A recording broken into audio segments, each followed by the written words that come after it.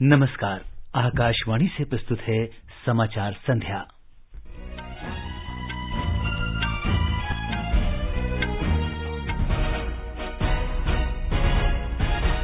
केंद्र सरकार और किसानों के बीच 5वें दौर की वार्ता समाप्त। अगली बैठक बुधवार को होगी।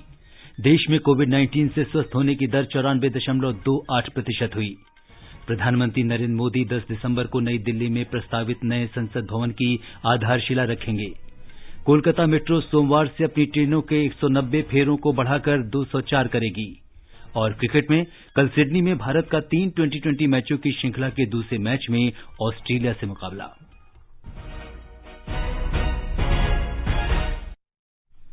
समाचार संध्या में नईम अख्तर के साथ मैं सिद्धार्थ सिंह। कोविड-19 महामारी के खिलाफ देश एकजुट होकर लड़ रहा है। आप भी हमारे साथ सुरक्षा और बचाव के 3 आसान एहतियाती उपायों का संकल्प लें। मास्क पहनें, 2 गज दूरी है जरूरी, सुरक्षित दूरी बनाए रखें, हाथ और मुंह साफ रखें। अब समाचार विस्तार से।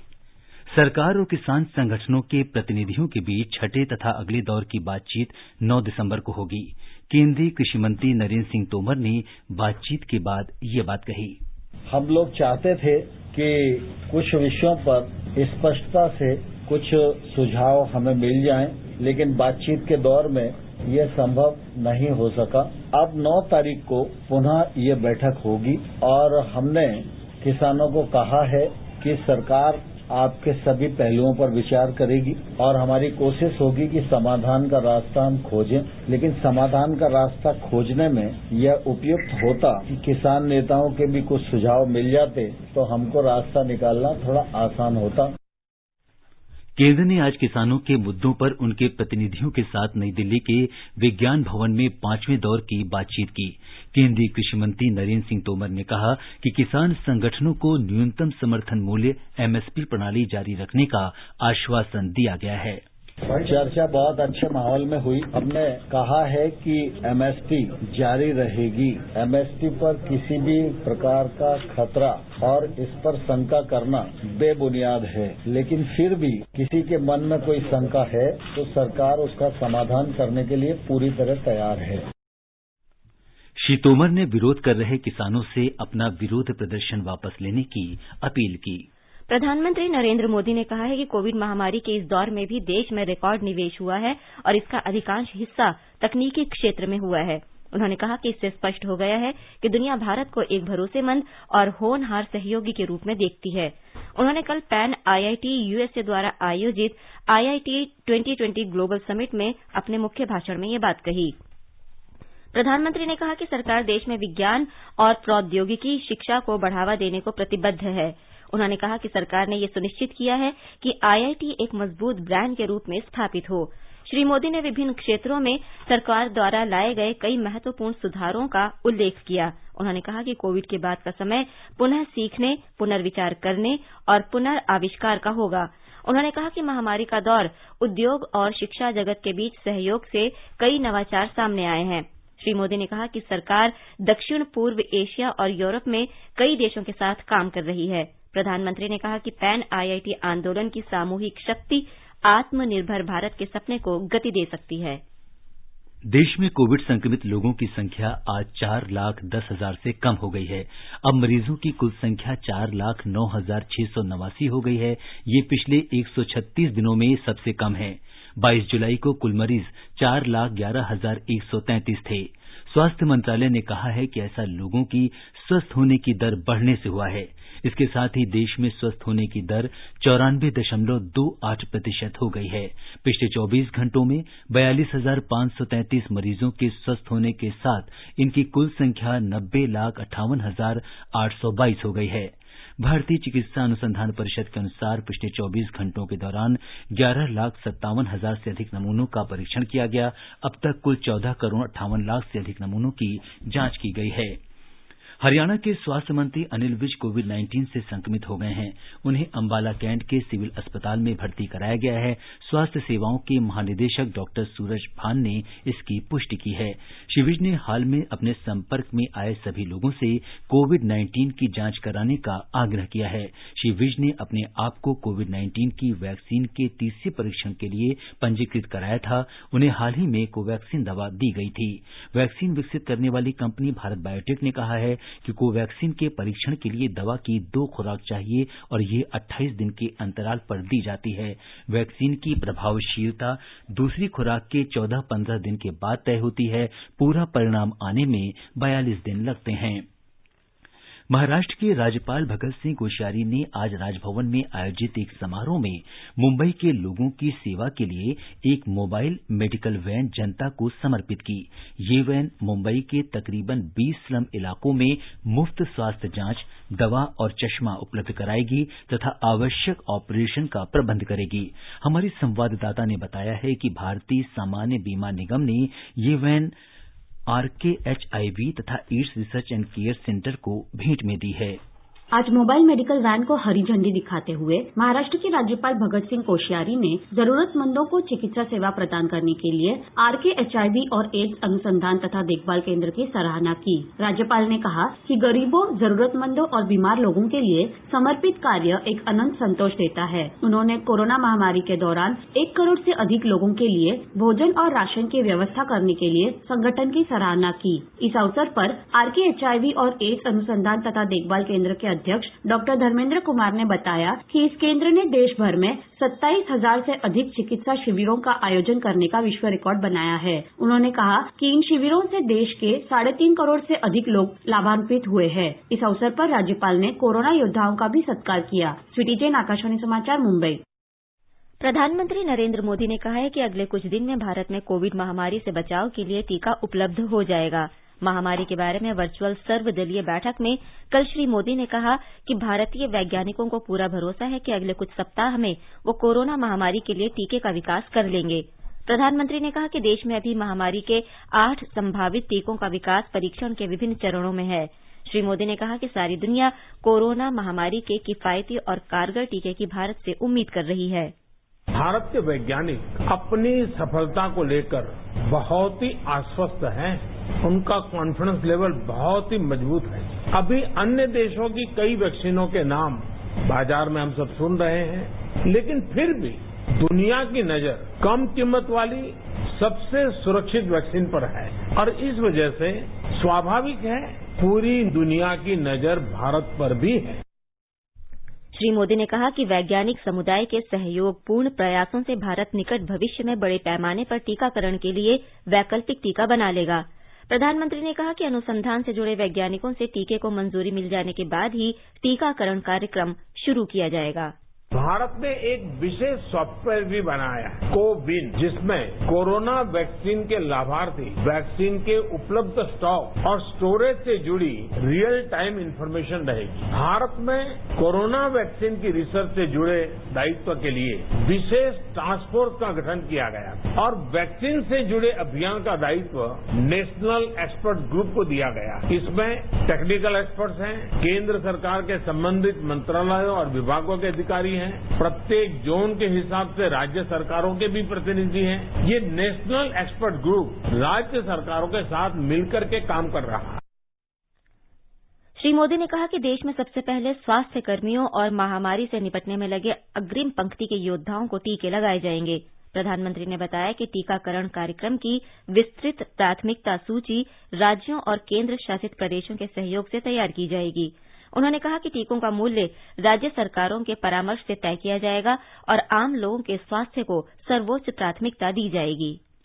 गुजरात सरकार ने कोविड-19 टीकाकरण की व्यवस्था को अंतिम रूप दे दिया है। हमारे संवाददाता ने बताया कि राज्य के मुख्य सचिव अनिल मुकुम ने कल शाम गांधीनगर में संचालन समिति की बैठक में टीकाकरण की तैयारियों की समीक्षा की।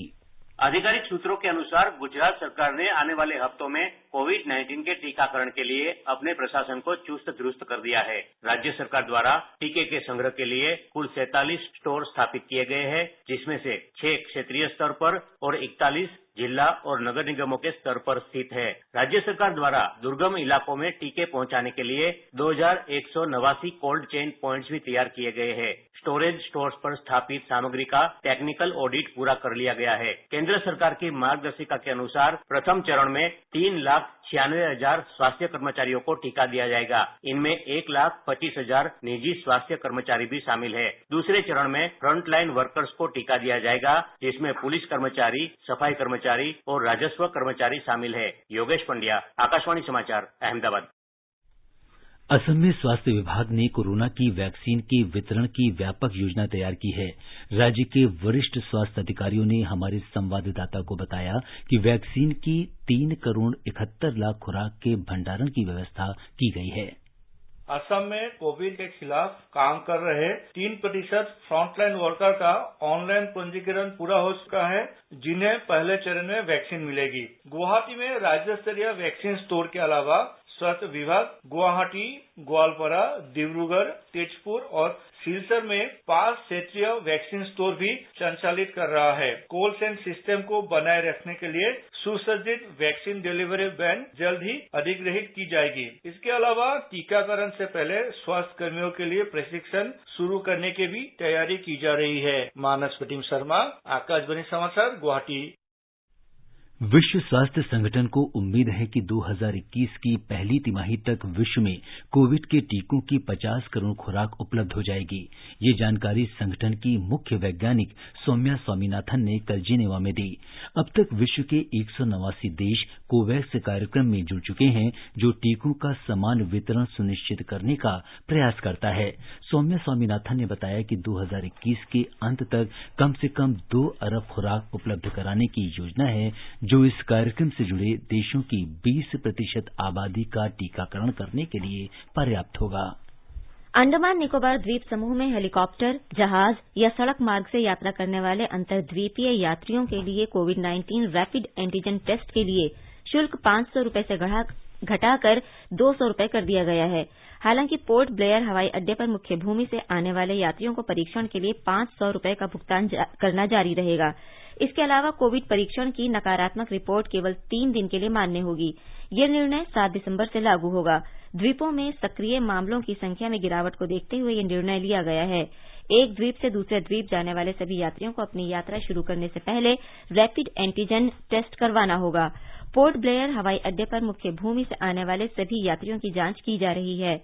इस निर्णय से सभी अंतर्द्वीप यात्रियों और आने वाले पर्यटकों को भी राहत मिलेगी। इससे पहले अंतर्द्वीप नौका सेवाओं के फेरों में वृद्धि की गई है। ये समाचार हमारी वेबसाइट newsoneair.com/हिंदी और हमारे mobile app news on AIR पर भी उपलब्ध हैं।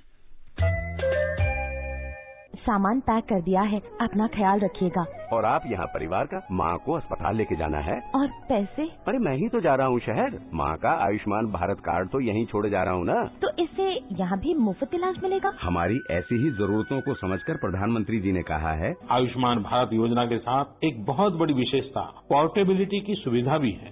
पोर्टेबिलिटी ने देश को एकता के रंग में रंगने में भी मदद की है। यानी बिहार का कोई गरीब अगर चाहे तो उसे कर्नाटका में भी वही सुविधा मिलेगी जो उसे अपने राज्य में मिलती है। भारत सरकार की आयुष्मान भारत पीएम जय योजना दे रही है देश के 50 करोड़ से अधिक लोगों को प्रति वर्ष रुपए 5 लाख तक का मुफ्त इलाज। योजना के तहत लाभार्थियों के लिए कोविड-19 की जांच और इलाज मुफ्त है। 14555 पर कॉल कर योजना में अपना नाम जानिए और ई कार्ड बनवाने के लिए नजदीकी सीएससी केंद्र या सूचीबद्ध सरकारी या प्राइवेट अस्पताल जाएं। आयुष्मान भारत की छांव, शहर हो या गांव। ये आकाशवाणी है। मध्य प्रदेश में कोविड के कारण पहली से 8वीं तक की कक्षाएं 31 मार्च तक बंद रहेंगी। कल स्कूल शिक्षा विभाग की समीक्षा बैठक में मुख्यमंत्री शिवराज सिंह चौहान ने कहा कि मध्य प्रदेश में स्कूली शिक्षा के क्षेत्र में बड़े परिवर्तन लाने की जरूरत है, ताकि राज्य में शिक्षा की सर्वोत्तम व्यवस्था हो सके। ब्यौरा हमारे संवाददाता से। मध्य प्रदेश में अब आगामी शैक्षणिक सत्र 1 अप्रैल 2021 से प्रारंभ होगा। कक्षा पहली से 8वीं तक प्रोजेक्ट वर्क के आधार पर मूल्यांकन किया जाएगा। वहीं कक्षा 10वीं एवं 12वीं की बोर्ड परीक्षाएं ली जाएंगी तथा इनकी कक्षाएं शीघ्र प्रारंभ होंगी। कक्षाओं में सोशल डिस्टेंसिंग व अन्य सावधानियों का पूरा पालन किया जाएगा। उधर कक्षा 9वीं एवं 11वीं के विद्यार्थियों को सप्ताह में 1 या 2 दिन ही स्कूल बुलाया जाएगा। बैठक के दौरान मुख्यमंत्री श्री चौहान ने अधिकारियों को अगले 3 वर्षों में प्रदेश में खोले जाने वाले 10,000 उच्च गुणवत्ता युक्त स्कूलों के लिए वर्षवार विस्तृत कार्य योजना बनाने के निर्देश भी दिए। शिक्षा की गुणात्मकता में सुधार के लिए प्रदेश में एक परिसर एक शाला योजना के अंतर्गत एक ही परिसर में चलने वाले शासकीय विद्यालयों का एकीकरण भी किया गया है। संजीव शर्मा, आकाशवाणी समाचार, भोपाल। मुंबई में कोरोना वायरस को फैलने से रोकने के लिए बृहन मुंबई नगर निगम ने डॉक्टर भीमराव आम्बेडकर के अनुयायियों से अपील की है कि बाबा साहेब की 64वीं पुण्यतिथि पर कल चैत्य भूमि में भीड़ न लगाएं। नगर निगम के प्रमुख इकबाल सिंह चहल ने लोगों से आग्रह किया कि कोविड के मद्देनजर पूरी एहतियात बरतें और अपने घरों से ही डॉक्टर आम्बेडकर को श्रद्धा सुमन अर्पित करें। एक रिपोर्ट। बृहन मुंबई महानगर निगम के आयुक्त ने कहा है कि डॉक्टर बाबा साहेब आम्बेडकर पुण्यतिथि के उपलक्ष्य में यूट्यूब, फेसबुक, ट्विटर और दूरदर्शन के सह्याद्री चैनल पर कल चैत्य भूमि पर आयोजित कार्यक्रम के लाइव स्ट्रीमिंग की व्यवस्था की गई है। उन्होंने बताया कि कल डॉक्टर आम्बेडकर के अंतिम विश्राम स्थल चैत्य भूमि पर हेलीकॉप्टर द्वारा फूलों की वर्षा की जाएगी। हालांकि गोराई स्थित ग्लोबल पैगोडा सोमवार तक बंद रहेगा, इसलिए नागरिकों से वहां न जाने की अपील भी आयुक्त ने की है। राज्य सरकार ने भी कल चैत्य भूमि पर लोगों को इकट्ठा न होने के निर्देश जारी किए। हालांकि डॉक्टर आम्बेडकर की पुण्यतिथि के उपलक्ष्य में चैत्य भूमि पर विशेष कार्यक्रम का आयोजन किया गया है, जिसमें मुख्यमंत्री समेत अन्य वरिष्ठ नेता और मान्यवर श्रद्धांजलि अर्पण करेंगे। माधुरी पांगे, आकाशवाणी समाचार, मुंबई। अखिल भारतीय आयुर्विज्ञान संस्थान एम्स में इंडोक्राइनोलॉजी विभाग के प्रोफेसर डॉक्टर राजेश खड़गावत ने कहा है कि कोविड से बचाव के लिए अभी सावधानियां बरतनी होंगी। आकाशवाणी से बातचीत में डॉक्टर खड़गावत ने कहा कि महामारी अभी समाप्त नहीं हुई है और लोगों को एहतियात बरतने में कोई कोताही नहीं करनी चाहिए।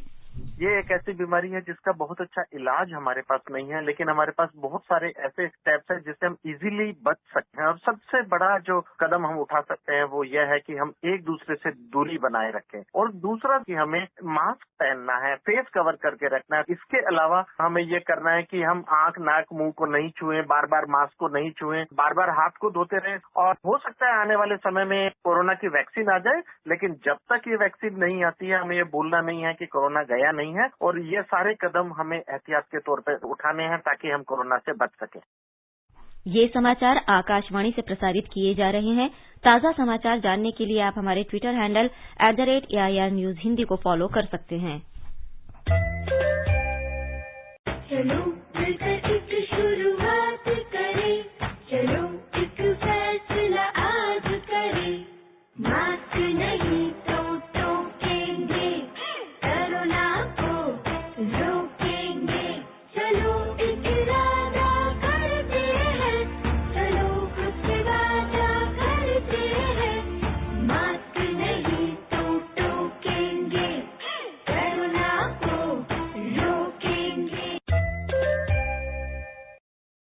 समाचार संध्या में आपका फिर स्वागत है। आगे बढ़ने से पहले मुख्य समाचारों पर एक नजर। केंद्र सरकार और किसानों के बीच 5वें दौर की वार्ता समाप्त, अगली बैठक बुधवार को होगी। देश में कोविड-19 से स्वस्थ होने की दर 94.28% हुई। प्रधानमंत्री नरेंद्र मोदी 10 दिसंबर को नई दिल्ली में प्रस्तावित नए संसद भवन की आधारशिला रखेंगे। कोलकाता मेट्रो सेवा सोमवार से अपनी ट्रेनों के फेरे 190 से बढ़ाकर 204 करेगी। और भारत और ऑस्ट्रेलिया के बीच 3 T20 क्रिकेट मैचों की श्रृंखला का दूसरा मैच कल सिडनी में खेला जाएगा।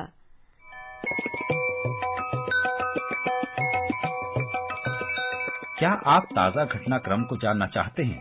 सही और सटीक समाचार केवल 10 मिनट में हिंदी और अंग्रेजी में हमारे प्रति घंटा समाचार सुनने के लिए जुड़ें AIR News 24x7 और FM गोल्ड से।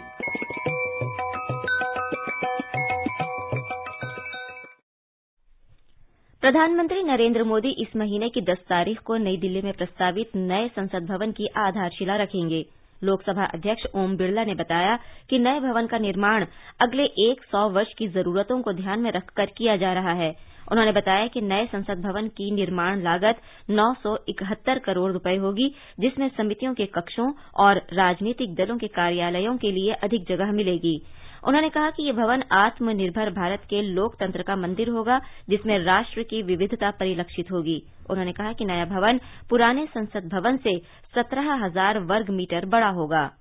ये हमारा नया संसद भवन बनेगा, जो हम सबके लिए गौरव का प्रतीक होगा, क्योंकि यहाँ से हमने पुराने संसद भवन से हमारी आजादी की यात्रा शुरू की थी। जब आजादी के 75 वर्ष होंगे, तब हम नए संसद भवन के अंदर जो हमारे गौरवपूर्ण इतिहास का लोकतंत्र का मंदिर होगा, वहाँ हम सदन की दोनों सभाएं वहाँ पर शुरू करेंगे।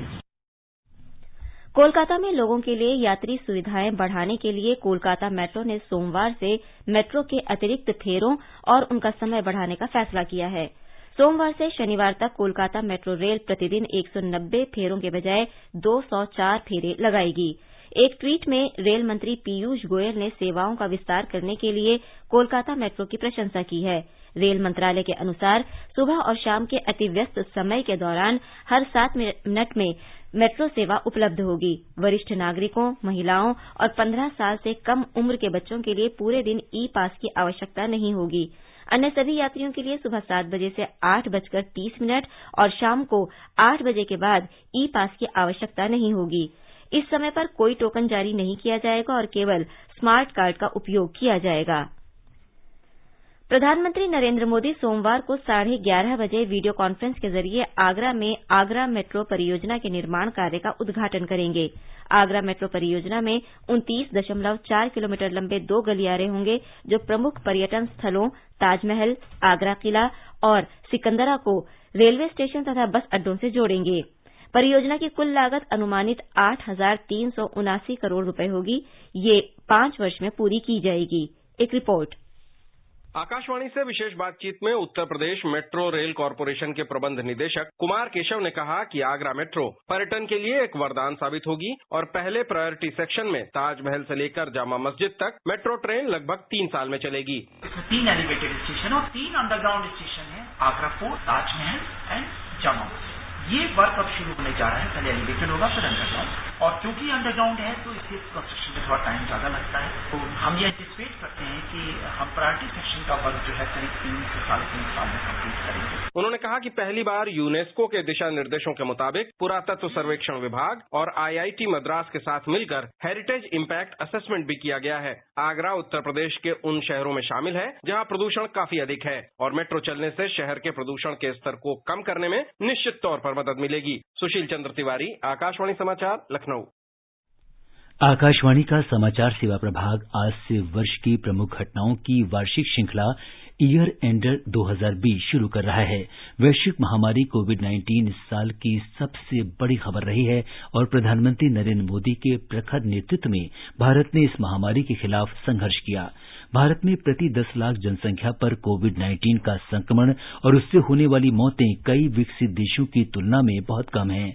वास्तव में भारत सरकार और संस्थागत स्तर पर इस महामारी के खिलाफ कार्रवाई करने में सबसे आगे रहा है।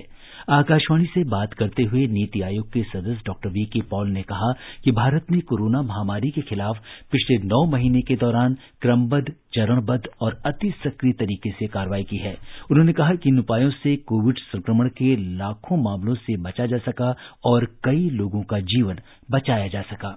जो इस पॉजिटिव केस के कांटेक्ट में आया, उसके साथ जो उसका साथ था, उसके पहले कुछ दिनों तक ऐसे व्यक्तियों को भी नजर में अपने आप को रखना है, अलग होना है, ताकि दूसरों की तरफ आपका संक्रमण आपसे ना जाए। ऐसे हम जिम्मेवारियां निभाएंगे, देश की क्षमता बढ़ाएंगे, अपने आप को कोरोना से बचाएंगे और अपने से आगे संक्रमण ना हो वो जिम्मेवारी निभाएंगे, तो इसमें कोई दो राय नहीं है कि इस संक्रमण को हम पूरा कंट्रोल करेंगे, जानें भी बचेंगी और हमारी इकोनॉमी भी बचेगी, व्यवसाय भी बचेंगे और हमारा देश इस महामारी कैलेमिटी से, मुसीबत से उभर कर एक आत्मनिर्भर और सशक्त भारत बन के सामने आएगा।